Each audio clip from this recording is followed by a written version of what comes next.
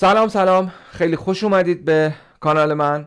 امروز طبق وعده‌ای که داده بودیم اولین جلسه کد انترویومون هست و میخوایم اولین مسئله از این سری ویدیوها رو با هم دیگه بررسی کنیم. اولین مسئله ایزی سایت لید کد هستش. قبل از اینکه بخوایم شروع کنیم حالا این مسئله رو با هم دیگه بررسی کنیم و راجع به نکاتش صحبت کنیم و شروع کنیم به حل کردنش، لطفاً لایک، کامنت، سابسکرایب یادتون نره. سریع بریم سراغ مسئله. خیلی مخلصیم.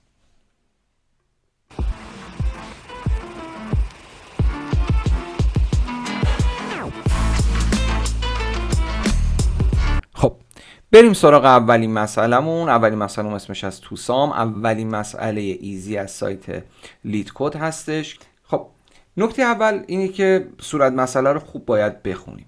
یعنی بیشترین، یعنی تقریبا 50% راه حل ها با خوب فهمیدن صورت مسئله است. یعنی یک مسئله رو وقتی که توی یه مسابقه به شما میدن، قاعدتاً شما باید اولین کاری که بکنید صورت مسئله رو خوب بفهمید. خب الان که دیگه تقریبا تو اکثر شرکت‌های ایرانی حالا خودشون میان مسئله رو حالا شاید شفاهی بگن، مطرح کنن و اینا، ولی تو حالا یه شرکت خوب اگر بخوام به والا یه ساختاری داشته باشه این بحث جذبشون، ممکنه این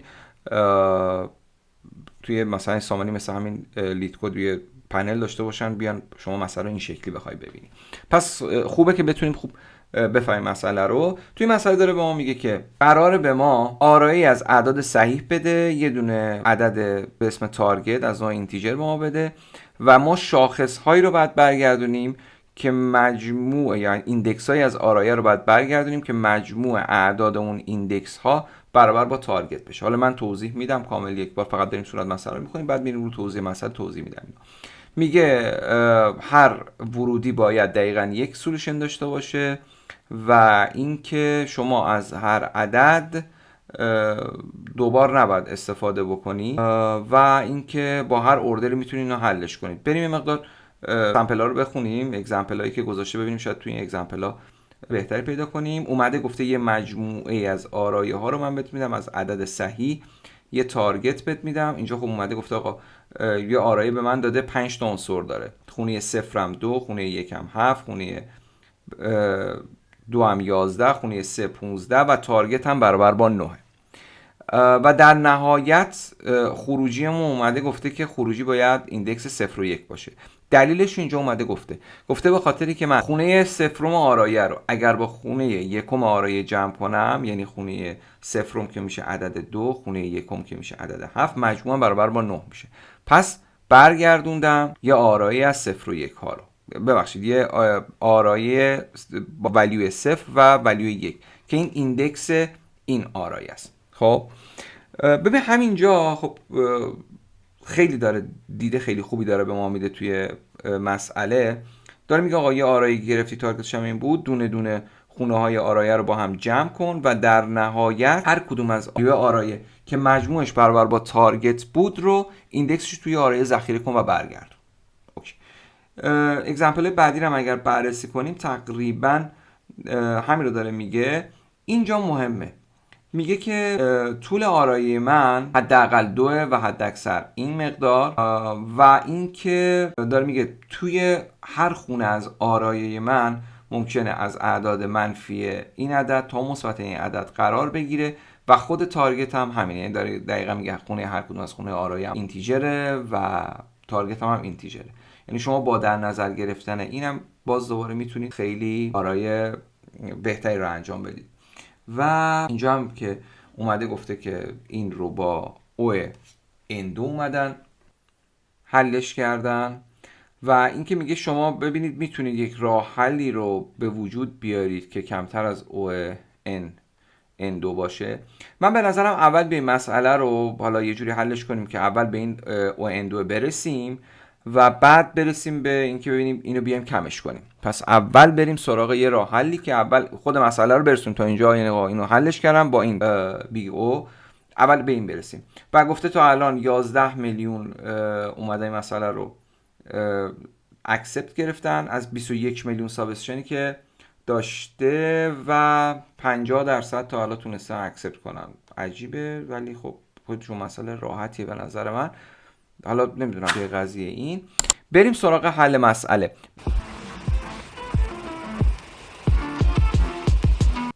خب این مسئله همونطور که تو توضیحات دیدیم قرار شامل یک آرایه‌ای باشه از اعداد صحیح و یه دونه تارگتی رو بیاد به ما بده، اونم از نوع اعداد صحیح. حالا ما تارگت رو اینجا میگیریم مثلا این شکلی عدد صحیح و قرار ما دونه به دونه خونه های آرایه رو با هم جمع کنیم و اگر مجموع جمع این خونه های آرایه برابر با این عدد تارگت بود، ایندکسمون رو توی آرایه دیگه ذخیره کنیم و در نهایت بفرستیم به خروجی. نکته مهم اینه که توی مسئله صراحتاً به ما گفته که آقا اینو با O n به توان 2 تا الان تونستن حل کنن. ببینید آیا میتونید یک راه حلی رو پیدا بکنید که این از O n به توان 2 کمتر باشه یا نه؟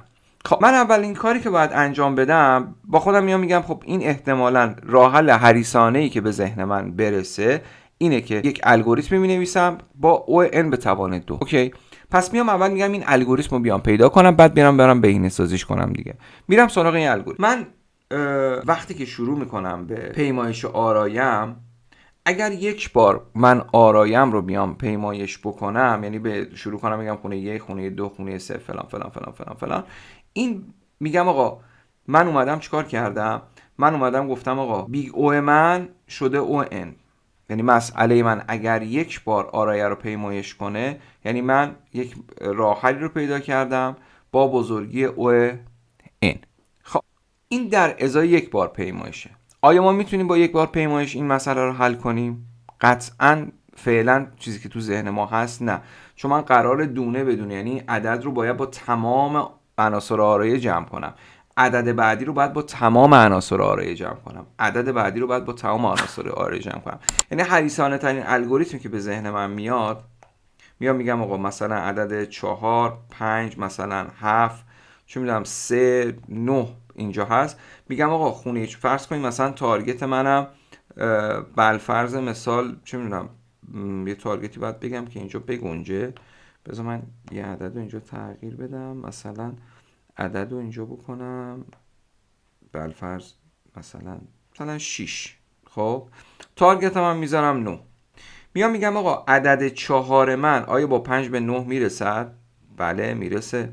پس میگیم 4 و 5 وقتی میشه 9، این ایندکس 0 1 2 3 4. پس میگم آقا ایندکس 0 و 1 رو بریز توی آرایه. ایندکس 0 ایندکس 1. خب 5 رو با بقیه اگر مقایسه کنم قطعا به 9 نخواهم رسید. عدد 2 رو مقایسه میکنم. فقط نکته‌ای که داره، من چون دارم ایندکس های همزمان اونا رو ذخیره میکنم دیگه نیازی نیست به برگردم به اول آرایه، از اول آرایه برم جلو. خب شاید یکی یه مسئله به ذهنش برسه بگه آقا من خونه 0 شروع میکنم تا خونه 4 میرم جلو، دوباره از خونه 1 شروع میکنم تا خونه 4 میرم جلو، بخش از خونه 1 رو که پیدا کردم میام خونه 1 هم مثلا با خونه 0 شروع میکنم مقایسه کردن. ولی ما با یه دونه این تریکی که اینجا که توی مسئله اومده بهمون خودش گفته، با این یه تریک باز دوباره یه مقدار اون حالا پیمایش رو کمتر میکنیم، یعنی هر چقدر الگوریتم جلوتر میره تعداد پیمایشمون یه پله کمتر میشه دیگه. حالا میام 7 رو مقایسه میکنم، 7 با 3 که هیچی، 7 با 6 هیچی. حالا میام عدد 3 رو مقایسه میکنم، میگم 3 با 6 3 با 6 9 میشه. بله پس ایندکس 3 ایندکس 4 رو مینویسم اینجا. خروجی برنامه من قراره یک آرایه بشه به این شکل. ببین من چیکار کردم، اومدم یه حلقه فوری نوشتم، خب که گفتم مثلا آی از مثلا 0 تا مثلا زمانی که مثلا آی کوچکتر از مثلا ان سایز تا مثلا آی پلاس پلاس بالفرض از خونه اول آرایه تا خونه آخر رو شروع کن به پیمایش کردن. بعد اومدم گفتم آقا به ازای هر کدوم از اینا، یعنی بیا بگو یه جی تعریف کن که جی هم از خونه مثلا آی شروع میشه. خب این به راحتی من به او ان دو هم رسیدم. بریم اینو با هم مسئله رو حالا با یه زبانی حالا انتخاب میکنیم، با هم اینو بریم با هم حل کنیم، به یه خروجی برسونیم، بعد بریم سعی کنیم که این رو کمتر کنیم، این یعنی از او ان دو اینو کمترش کنیم. راه حل او ان دومون که خیلی راحت به دست اومد، یعنی با یه فور یه حلقه تو در تو راحت ما تونستیم این رو اکسپت کنیم.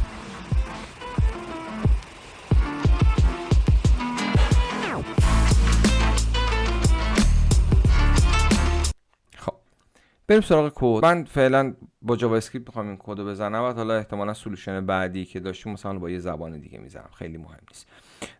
ببینید تو سایت خود لیت کد شما دو تا قسمت داری. وقتی که یه مسئله رو میای واردش میشی دو تا قسمت داری. یه قسمت که اومده مسئله رو مطرح کرده و حالا یه سری اتفاقات این بالا داره که اینا رو دونه بدونه حالا توضیح میدم بهتون. یه قسمت هم که جایی که کدتون رو داره مینویسین، یه آیدی خیلی قدرتمند تحت وبه که خیلی زبانهای برنامه‌نویسی مختلفی رو پشتیبانی میکنه. جایی که من نگاه کنید ببینید مثلا سی پلاس پلاس، جاوا، پایتون، سی شارپ، سی، تایپ اسکریپت و کلی زبانهایی که حالا اینجا هست رو پشتیبانی میکنه.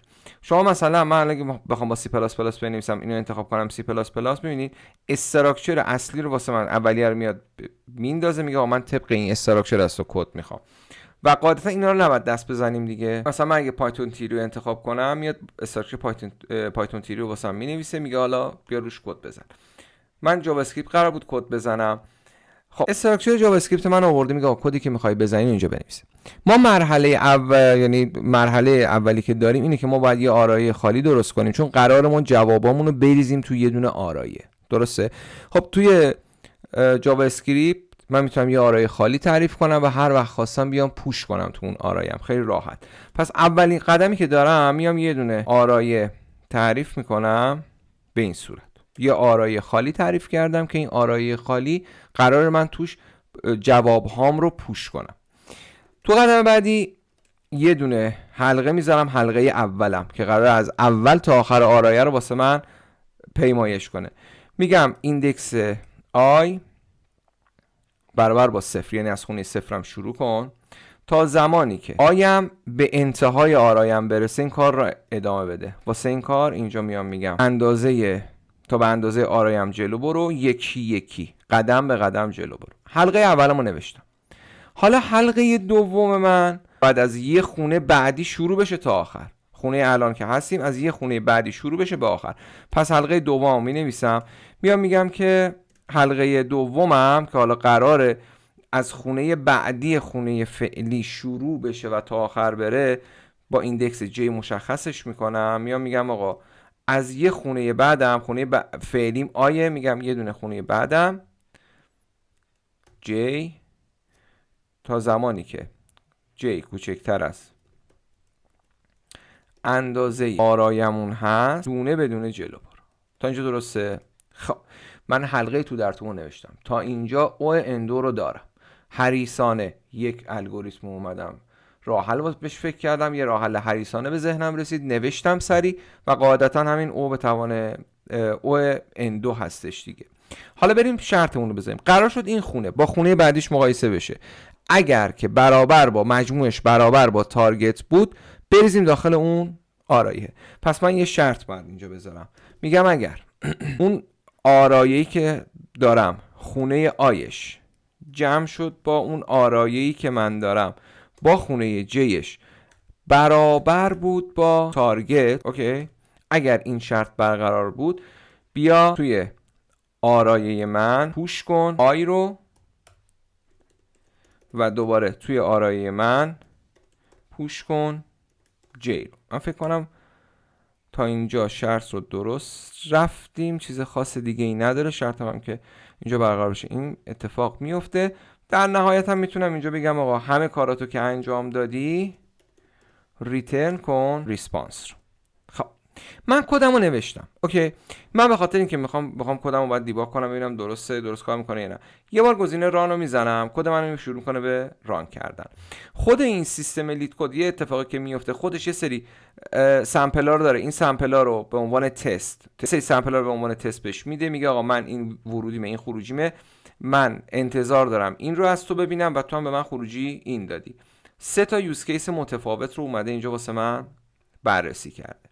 خب من زمانی که ران کردم خیالم راحت شد. سابمیت که بکنم، ساب میکنیم بررسی کنه، بله اومد گفت آقا اوکیه، تایید سولوشنی که دادید اوکیه، فقط گفته زمان اجرا 104 میلی ثانیه است، 42 مگابایت هم رم گرفته و اومده گفته آقا از چند درصد از یوزرها اومدن بهتر از شما با جاوا اسکریپت اینو بهتر زدن، چند درصد بدتر زدن و اتفاقات دیگه. این از این. من به نظرم بیایم اینو با یه زبان دیگه هم بنویسیم، ببینیم مثلا با یه زبان دیگه چجوری میتونیم اینو کار کنیم.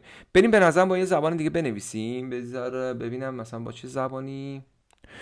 خب به زبان دیگه من به نظر خودم اول بریم یه سولوشن دیگه پیدا کنیم، ببینیم میتونیم اینو از حالت او ان به توان 2 در بیاریم، بعد حالا زبان دیگر رو یه کارش میکنیم.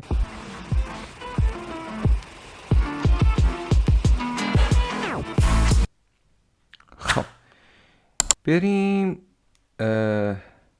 سراغ یه سولوشن، ببینیم میتونیم از ON2 رو کمترش کنیم، بیاریمش مثلا چه میدونم به ON بریم، کار جالب باشه. ببین ما دو تا مورد داریم که داریم روشون فکر میکنیم و کار میکنیم. یه دونه ایندکسمونه، خب یه دونه ولیو، که هر دوتاش مهمه چون ایندکس رو ذخیره میکنیم، ولیو رو چک میکنیم. خب به نظرم بتونیم با مپ اینو ببریم جلو. یعنی یه دونه مپ داشته باشم. مپ یعنی چی؟ یعنی من این آرایه‌ای که اینجا دارم و خب که مثلا 0 1 2 مثلا 3 شماره ایندکساش، مثلا اینجا فرض کن 7 2 3 4، من بتونم بفهمم که عدد 3 مثلا عدد 3 که اینجا دارم، یا اینجوری بهتر بگم اولین عدد 3 که من دارم از یه جایی به بعد عدد 3 که دارم ایندکسش چنده. مثلا میگم آقا عدد 3 مثلا از اینجا به اینجا عدد 3 ایندکسش چنده، مثلا بیاد به من بگه مثلا ایندکسش 2. خب به نظرم یه مپ اول درست کنم که این مپ من بیاد یه سری کی ولیو نگه داره. خب که مثلا کیای من بیام بگیم مثلا چه میدونم کی عدد باشه، مثلا عدد 7 2 ولیوم ایندکسان باشه. خب این که خودش میشه ON. میخوام یه بار این از اول تا آخر بیام برم. بعد میام توی یه دونه حلقه جدا. خب تو یه حلقه جدا از اول تا آخر دونه دونه خونه ها رو دوباره بچرخم. خب این خونه ها رو که میچرخم ببین یه کاری میشه، یه کار قشنگ میتونیم بکنیم. بیایم بگیم مثلا من عدد تارگت رو دارم، خب از این عدد کمش کن، مثلا این عدد 7، تارگت هم 6. میگم حالا بیا بچرخ ببین توی این آرایه مثلا به جز خودش 7 - 6 شده 1، آیا 1 وجود داره یا نه؟ اگر 1 وجود داشت ایندکس 1 رو بیا واسم ذخیره کن. کار قشنگی.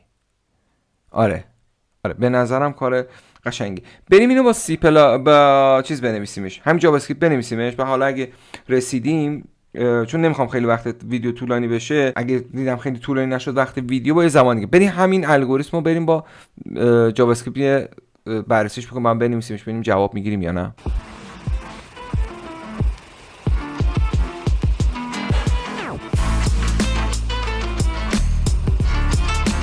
خب برگردیم همینجا. من همین کدی که اینجا نوشتم، من اول بذار اینو پاک کنم بکنم جلو دست بالامونو بگیره.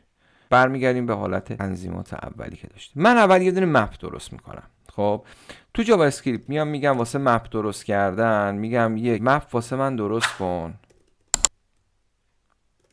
خب یه مپی رو من میام درست، کاری که بعد انجام بدم، بذار من به خاطر اینکه اندازه آرایم رو داشته باشم اینجا یه بار، خب این اندازه آرایم هم داشته باشم، بریم مپ رو بسازیم. میگم که بیا مپ منو بساز.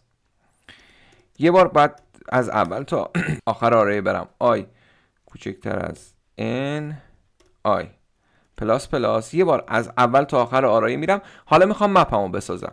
واسه ساخت مپ اسم مپمو اینجا میام مینویسم. من میگم ست کن ولیوم رو که از آرایه قبلی داشتم به عنوان کی میگیرم و اینجا میگم این ایندکس آرایه‌مو به عنوان ولیو بهش بده، چون من میخوام بیام بگم آقا مثلا عدد 7 به من بگو تو کدوم ایندکسه. اوکی این خود این شد ON.